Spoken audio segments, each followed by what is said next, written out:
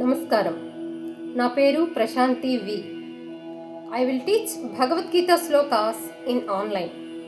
నేను భగవద్గీత శ్లోకాలను చిన్న చిన్న కథల రూపంలో స్కూల్ పిల్లలకు వారికి అర్థమయ్యే రీతిలో బోధిస్తాను. ఈ రోజుల్లో పిల్లలు గ్యాడ్జెట్లు, అనవసరమైన వీడియోలు చూడడం వలన వారిలో ఆందోళన, తొందరపాటు ఎక్కువవుతున్నాయి.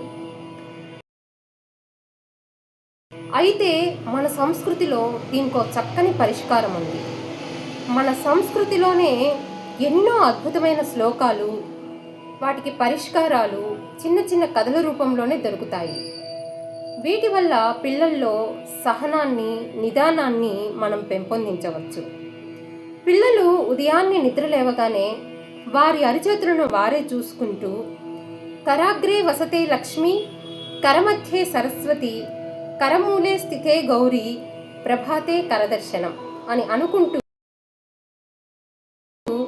వారి అరచేతులను వారే చూసుకుంటూ నిద్రలేస్తే ఎంత సంతోషంగా ఉంటుంది ఆ రోజంతా.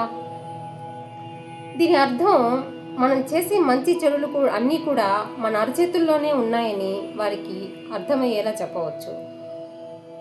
మొక్కై వంగనిది మానై వంగునా అంటారు కదా. చిన్న వయసు నుంచే పిల్లలను భక్తి మార్గం వైపు నడిపించడం వల్ల వారి జీవితాన్ని సంతోషమయం చేసుకోవచ్చు.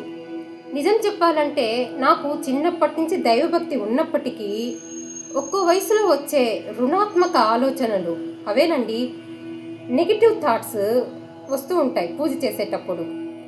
అలాంటప్పుడు నాకు నిజంగా భయం వేసేది.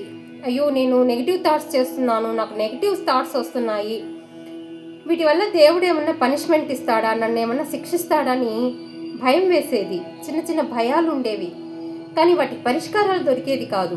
నాలో నేనే సతమతం అయ్యేదాన్ని.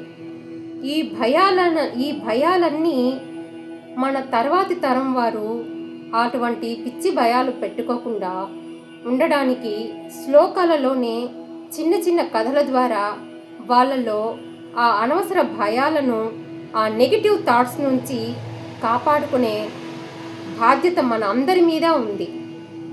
అందుకే ఇప్పుడు నేను మీ ముందుకు వచ్చాను. పిల్లలు ఎలాంటి పరిస్థితుల్లోనైనా ధైర్యంగా ఎదుర్కొంటూ ఉంటే మనకెంత సంతోషంగా ఉంటుంది. అలాంటి పౌరులను తయారు చేయాలన్నదే నా సంకల్పం. రండి, మన పిల్లలను మంచి మార్గంలో నడిపిద్దాం, అంటే భక్తి మార్గంలో నడిపిద్దాం. అందుకు మీ అందరి సహకారం నాకు చాలా అవసరం. ఉంటానండి.